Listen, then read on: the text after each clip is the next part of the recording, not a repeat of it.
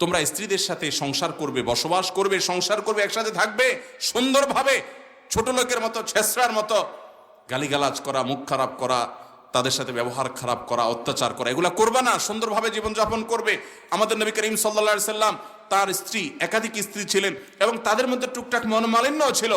কোনো দিন কারো গায়ে টোকা দেন নাই, আঘাত করেন নাই, কটু কথা বলেন নাই, সবর করে গেছেন, সুন্দরভাবে জীবনযাপন করেছেন। এটাই হবে মুসলমানের জন্য আদর্শ।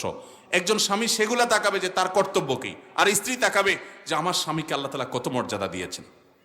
অতএব তিনি কোনো ক্ষেত্রে ভুল করলেন বা আমার থেকে একটু বুঝ কমই আছে, কিন্তু যেহেতু তিনি স্বামী, তার আনুগত্য এটা আমার জান্নাতে যাওয়ার জন্য পূর্ব শর্ত।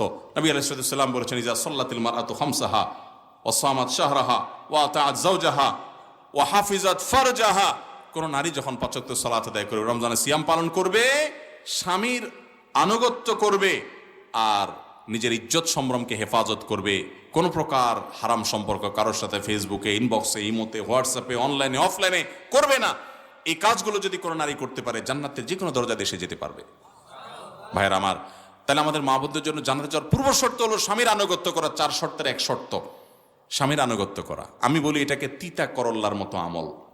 কিছু আমল আছে এটা করতে মনে চায় না, তিতা করল্লার মতো লাগে, কষ্ট হয়, কিন্তু করতে পারলে উপকার আছে। তিতা করলে উপকার আছে না? এই যে করোনার সময় আমরা শুনলাম যে এটাতে রোগ প্রতিরোধ ক্ষমতা বাড়ে, ইমিউন সিস্টেম স্ট্রং হয়, এই জন্য করল্লা খাওয়া ধরছে পাবলিক, যে বাঁচা লাগবে।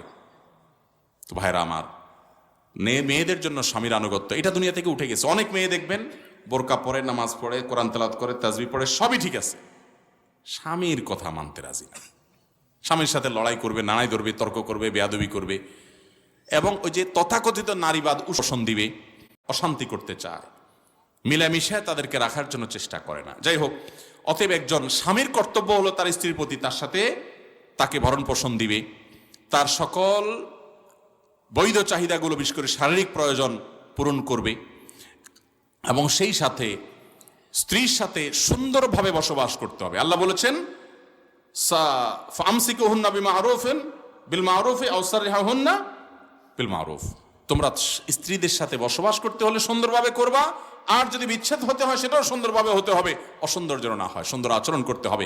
নবী করিম সাল্লাল্লাহু আলাইহি সাল্লাম বলেছেন, খায়রুকুম খায়রুকুম লিআহলিহি ওয়া আনা খায়রুকুম লিআহলি। তোমাদের মধ্যেই যে এত মানুষ, এই মানুষগুলোর ভিতরে যারা বিবাহিত, এই বিবাহিত মানুষগুলোর ভিতরে সবচেয়ে ভালো মানুষ সে যা তার বউয়ের কাছে ভালো, যার বউ তাকে বলে যে আমার সাহেব, আমাদের আব্দুল্লাহর বাপ, ওনার মতো মানুষ হয় না, লোকটা ভালো মানুষ। এই সার্টিফিকেট কয়জন বিবাহিত বউয়ের কাছে আদায় করতে পারবেন বলেন দেখি, বুকে হাত দিয়া বলতে পারবেন? বাসায় যায় আজকে জিজ্ঞাসা করেন যে আব্দুল্লাহর মা, হুজুরে বলছে যে বউর কাছে ভালো, সে নাকি আসলেই ভালো, আল্লাহর কাছেও ভালো, আমি মানুষটা কেমন একটু বলো তো। দেখবেন বেশিরভাগ আব্দুল্লাহর মারা ফিক করে হেসে দিছে।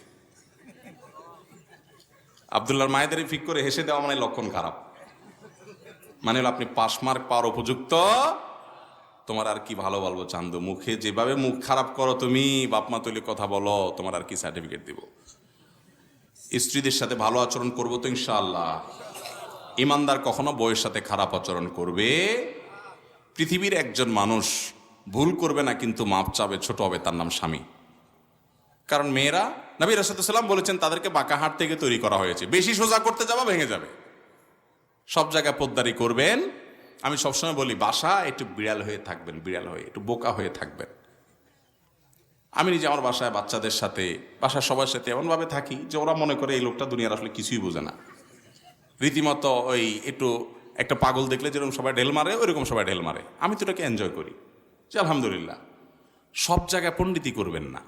কিছু লোক আছে বাইরে বেকুব শেকুব, দুনিয়ার কোনো কাজ করতে পারে না,